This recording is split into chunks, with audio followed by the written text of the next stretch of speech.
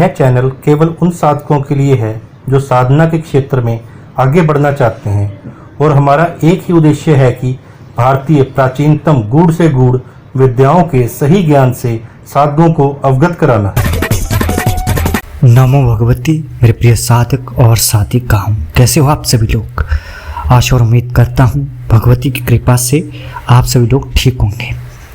ब्रह्मचर्य, आप सभी लोगों ने इसके ऊपर काफ़ी सारी वीडियो देखी होगी, सुनी होगी और काफ़ी सारी जानकारी हासिल की होगी, काफ़ी सारी किताबों में इसके बारे में पढ़ा होगा।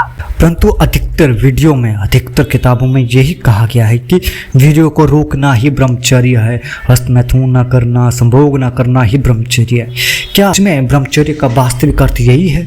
आज मैं आप सभी लोगों को ब्रह्मचर्य का वास्तविक अर्थ बताऊंगा, पूर्ण व्याख्या के साथ और प्रमाणों के साथ। ध्यान से इस वीडियो को देखना, समझना, अंत तक जरूर देखना।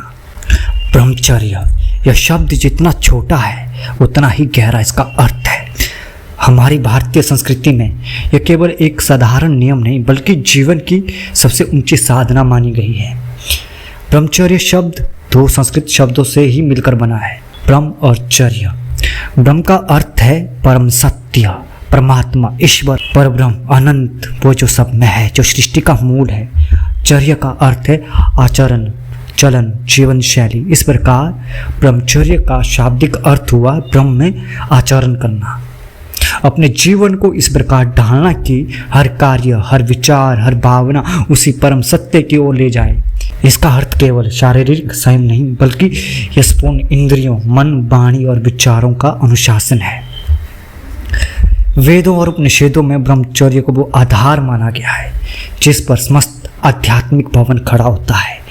यदि यह आधार डगमगा जाए तो साधना की इमारत कभी स्थिर नहीं रह सकती। ऋग्वेद में कहा गया है कि ब्रह्मचर्य के बल से ही ऋषियों ने विज्ञान लोक खोले जिन तक सामान्य मनुष्य की पहुंच असंभव है। उपनिषदों में इसे उस पुल के समान बताया गया जो जीव को आत्मा के पार परमात्मा तक पहुंचाता है। महाभारत में भी युधिष्ठिर से जो पूछा गया कि धर्म का सबसे बड़ा अंग क्या है, तो उन्होंने उत्तर दिया ब्रह्मचर्य। लेकिन दुर्भाग्य से आज के समय में ब्रह्मचर्य का अर्थ बहुत संकुचित होकर केवल यौन संयम तक सीमित कर दिया गया है। वास्तव में यह तो उसका एक छोटा सा पहलू है। ब्रह्मचर्य का वास्तविक अर्थ है इंद्रियों पर विजय, मन पर नियंत्रण और जीवन के हर क्षेत्र में शुद्धता का पालन। एक ब्रह्मचारी वह नहीं जो केवल शारीरिक संबंधों से दूर रहे, बल्कि वो है जो अपने मन को विषय वासना से मुक्त रखता है, अपनी वाणी को असत्य और कटुता से बचाता है, अपने विचारों को ऊंचा और पवित्र बनाता है और अपने आचरण को सत्य, अहिंसा और करुणा से भर देता है। यह वे सार्वभौमिक नियम है जिनका पालन हर साधक को करना चाहिए। महर्षि पतंजलि कहते हैं ब्रह्मचर्य प्रतिष्ठायाम वीर्य लाभ, अर्थात जब साधक ब्रह्मचर्य में स्थित हो जाता है तो उसे अद्भुत शक्ति, वीर्य और ओज की प्राप्ति होती है। यहाँ वीर्य का अर्थ केवल शारीरिक ऊर्जा नहीं है बल्कि मानसिक, आध्यात्मिक और प्राण शक्ति भी है। ब्रह्मचर्य से मनुष्य के भीतर ऐसी दृढ़ता आती है कि वे बड़े से बड़ा कार्य सहज कर सकता है। हमारे शास्त्रों में भी जीवन को 4 आश्रमों में विभाजित किया गया है, ब्रह्मचर्य, गृहस्थ, वानप्रस्थ और संन्यास।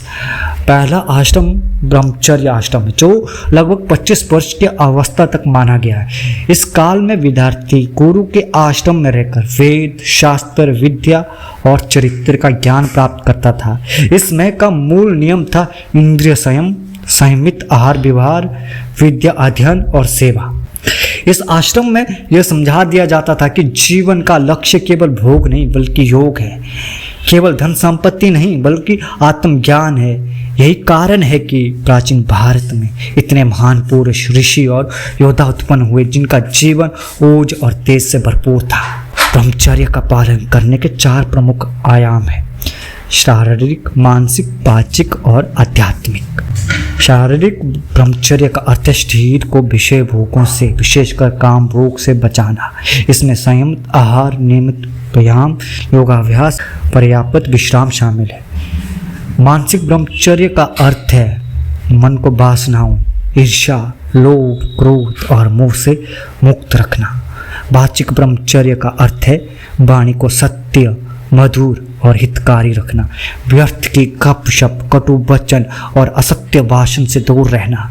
और आध्यात्मिक ब्रह्मचर्य का अर्थ है अपने सभी विचारों, भावनाओं और कर्मों को परमात्मा की ओर मोड़ना, हर स्थिति में ईश्वर स्मरण बनाए रखना। यदि ब्रह्मचर्य केवल शारीरिक संयम तक सीमित रहे परंतु मन और वाणी वासनाओं और कटुता से भरे हो तो यह अधूरा है। ऐसे में व्यक्ति बाहर से ब्रह्मचारी दिख सकता है पर भीतर वो वासनाओं का गुलाम होगा। सच्चा ब्रह्मचर्य भीतर और बाहर दोनों के समान रूप से प्रकट होता है। जब मन निर्मल हो, वाणी शुद्ध हो और आचरण सात्विक हो तभी ब्रह्मचर्य का पूर्ण फल मिलता है। आधुनिक विज्ञान भी मानता है कि संयमित जीवन से मानसिक और शारीरिक शक्ति बढ़ती है। चिकित्सा विज्ञान के अनुसार अत्यधिक काम भोग से मनुष्य की नसों पर दबाव पड़ता है, स्मृति कमजोर होती है और कार्य क्षमता घटती है। वहीं संयम से शरीर में प्राण शक्ति का संचय होता है, मस्तिष्क की क्षमता बढ़ती है और व्यक्ति के व्यक्तित्व में आकर्षण आता है। योग और आयुर्वेद कहते हैं कि वीर्य का संरक्षण मनुष्य की आयु, बुद्धि और बल को बढ़ाता है। लेकिन ब्रह्मचर्य केवल नकारात्मक अर्थ में त्याग नहीं है, यह एक सकारात्मक प्रक्रिया है जिसमें व्यक्ति अपने समय, ऊर्जा और भावनाओं को उच्च कार्यों में लगाता है। यदि हम केवल वासनाओं को दबाएं और उनके स्थान पर कोई उच्च लक्ष्य ना रखें तो मन फिर से उन्हीं वासनाओं की ओर लौट आएगा। इसलिए ब्रह्मचर्य के साथ साधना, ध्यान, स्वाध्याय, सेवा और सत्संग आवश्यक होता है। ब्रह्मचर्य के पालन के लिए कुछ उपाय अत्यंत उपयोगी होते हैं जो मैं आप सभी लोगों को बताऊंगा और इन उपायों को अपने जीवन में उतारेंगे। आप गृहस्थ में रहते हुए भी ब्रह्मचारी कहलाएंगे। पहला, आहार में सात्विकता।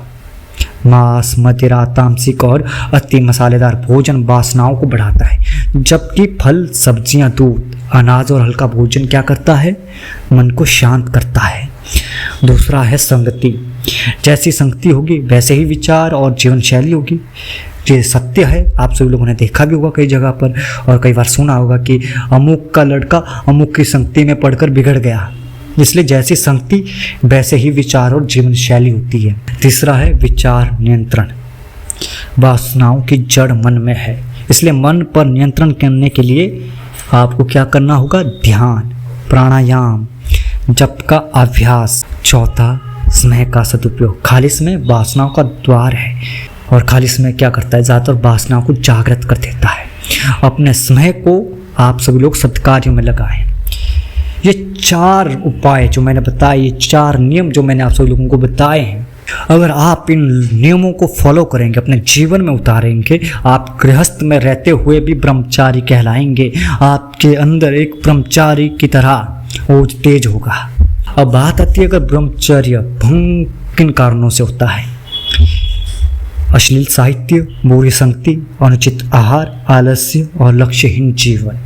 यदि जीवन में कोई ऊंचा उद्देश्य ना हो तो मनुष्य क्या करता है? विषय भोग में ही उलझा रहता है। इसलिए जीवन में ऐसा उद्देश्य रखें जो आपको प्रेरित करें, जैसे ज्ञान प्राप्ति, सेवा, कला या कोई उच्च साधना। समाज में ब्रह्मचर्य का महत्व भी अपार है। एक संयमी व्यक्ति समाज के लिए प्रेरणा बनता है, उसकी वाणी में वजन होता है, उसकी उस स्थिति में लोग सहज ही समान महसूस करते हैं। इतिहास में देखें तो महात्मा गांधी, स्वामी विवेकानंद, स्वामी दयानंद और अनेक संतों ने ब्रह्मचर्य का पालन करके ही अपनी आत्मशक्ति को ऐसे रूप में ढाला कि वे लाखों लोगों के जीवन में परिवर्तन ला सके। आज के समय में ब्रह्मचर्य के बारे में कई भ्रम है। कुछ लोग सोचते हैं कि यह केवल सन्यासियों के लिए है या यह जीवन को कठोर और नीरस बना देता है। वास्तव में ब्रह्मचर्य जीवन को अधिक आनंदमय बनाता है, क्योंकि यह व्यक्ति को आत्मनियंत्रण सिखाता है और आत्मनियंत्रण ही सच्ची स्वतंत्रता है। जब हम अपनी इच्छाओं के गुलाम होते हैं तो हम वास्तव में स्वतंत्र नहीं होते हैं। ब्रह्मचर्य हमें यह शक्ति देता है कि हम अपनी इच्छाओं पर शासन कर सकें और अपने जीवन को अपने उच्च आदर्शों के अनुसार जी सकें। महापुरुषों के जीवन से यह स्पष्ट होता है कि ब्रह्मचर्य से व्यक्ति का ओज, तेज और प्रभाव कई गुना बढ़ जाता है। स्वामी विवेकानंद ने कहा था, ब्रह्मचर्य ही वो गुप्त शक्ति है जिससे मनुष्य अपनी अनंत संभावनाओं को जागृत कर सकता है। अंततः ब्रह्मचर्य का सार यही है कि हम जीवन को उस परम सत्य की ओर मोड़े, इंद्रियों और मन पर स्वयं रखें, वाणी को मधुर और सत्य रखें और हर कर्म को ईश्वर को अर्पित भाव से करें। ये केवल त्याग का मार्ग नहीं बल्कि शक्ति, आनंद और आत्मज्ञान का मार्ग। आज के व्यस्त और भोग प्रधान युग में भी यदि हम थोड़े थोड़े करके ब्रह्मचर्य के सिद्धांतों को अपनाए तो न केवल हमारा व्यक्तिगत जीवन सुधरेगा बल्कि समाज में भी शांति, सद्भाव, आध्यात्मिकता का वातावरण बन सकेगा। आप सभी लोग ये मत सोचो कि सिर्फ वीर्य को रोकना, संभोग न करना ब्रह्मचर्य है। अभी जितना लंबा चौड़ा मैंने आप सभी लोगों को व्याख्या सुनाई या बताई, इसमें आप सब लोगों को ध्यान से सुनना पड़ेगा, तब आपको समझ आएगा कि मैं आप सभी लोगों को बता क्या रहा हूँ, मैं आप सभी लोगों को सिखा क्या रहा हूँ, मैं आप सभी लोगों को ज्ञान क्या दे रहा हूँ।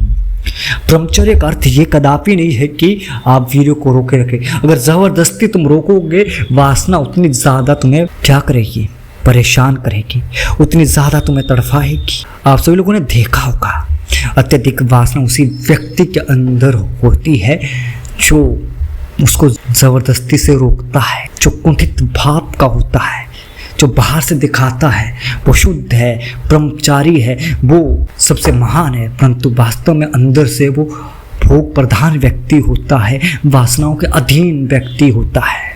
ब्रह्मचर्य का कदापि ये मतलब नहीं है कि आप गृहस्थ में रहकर ब्रह्मचर्य का पालन नहीं कर सकते हैं। ब्रह्मचर्य का अर्थ है तुम स्वयं की स्त्री को छोड़कर किसी अन्य स्त्री के साथ दुष्कर्म ना करें, किसी अन्य स्त्री के प्रति मन में कोई वासनात्मक विचार न लाए, उसका सम्मान करें। जब तुम अपने विचारों को शुद्ध करोगे तभी तुम वास्तविक ब्रह्मचारी कहलाएंगे। जब तुम अपने विचारों में आध्यात्मिकता लाओगे तब तुम वास्तविक ब्रह्मचारी कहलाएंगे। केवल ये रटी रटाई भ्रम भरी बातों को सुनना छोड़ दो कि वीर्य को रोकना ही ब्रह्मचर्य होता है। वीर्य की अपनी ही स्वाभाविक क्रियाएं हैं, क्योंकि वो अंदर जमा नहीं रह सकता। एक अंतराल समय के बाद वीर्य को बाहर निकलना ही पड़ता है ताकि नवीन वीर्य का निर्माण हो सके।